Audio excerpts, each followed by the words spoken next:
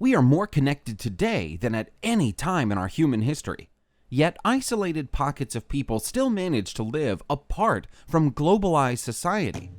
It's impossible to know exactly how many such tribes exist. Organizations like Survival International, however, estimate that more than 100 are sprinkled around the globe. To call these people uncontacted, as they often are, is imprecise. It's nearly impossible to completely avoid contact with outsiders. But despite a few attempts to contact made by people from the civilized society, dozens of groups have managed to preserve their isolation and ways of life. Let's look at some of these tribes that are mostly isolated from the outside world.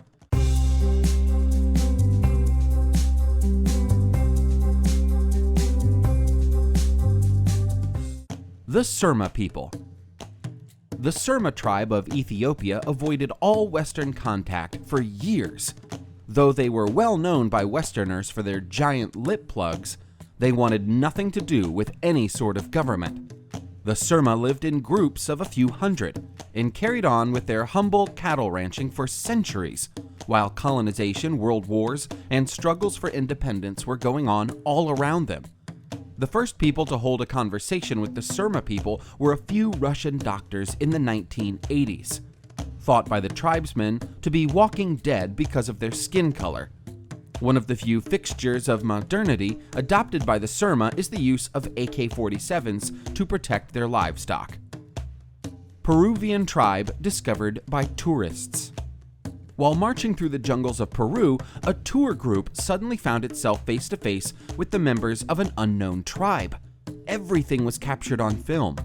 The tribe tried to communicate with the tourists, but since the tribesmen didn't know either Spanish or English, they soon gave up and left the bewildered moderns where they'd found them.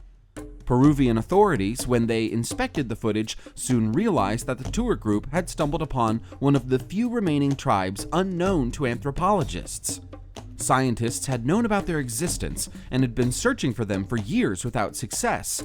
The tourists found them without even trying. The Lone Man. They call him the most isolated man on the planet. Somewhere in the Amazon, there's a tribe consisting entirely of one man. Like the mysterious Bigfoot, the man always disappears just when it seems that scientists are on the verge of finding him.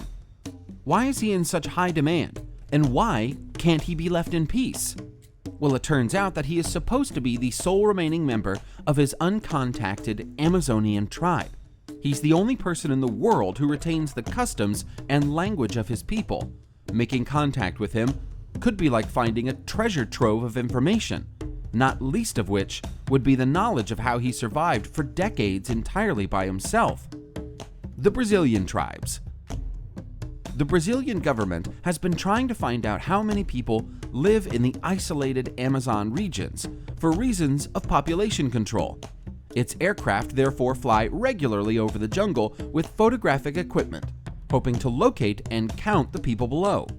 The constant flying does get results, but sometimes in surprising ways. In 2007, a routine low-flying photo operation suddenly came under fire by arrows shot from the bows of a previously unknown tribe. And then in 2011, a satellite sweep managed to find a few specks in a corner of the jungle no one thought was habitable. It turns out that the specks were people. The New Guinea Tribes. Somewhere in New Guinea, there most likely remain dozens of languages, cultures, and tribal customs still unknown to modern man.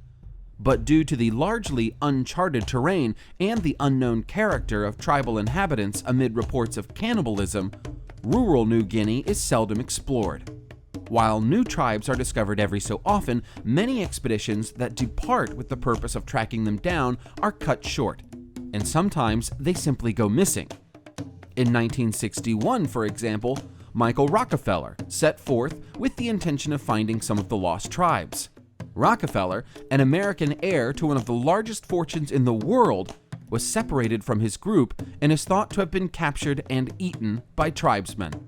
The Sentinelese.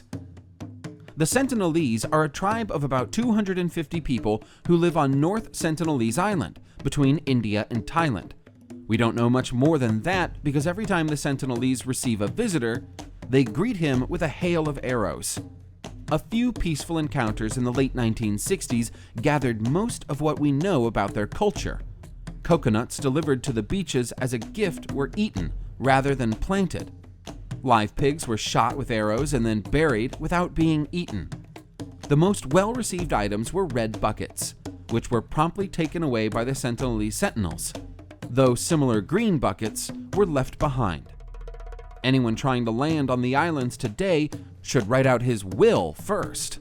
A National Geographic team was forced to turn back after the lead team member got an arrow through his thigh and 2 local guides were killed. The Sentinelese also have a reputation for being able to survive natural disasters, unlike many of the modern people who live in similar environments. For instance, these coast-dwelling people successfully escaped the effects of the 2004 Boxing Day tsunami, which wreaked havoc in Sri Lanka and Indonesia.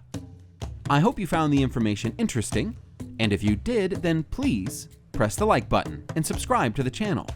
You can see the bell icon below. Please click on it to receive notifications of my future videos. And as always, thanks for watching.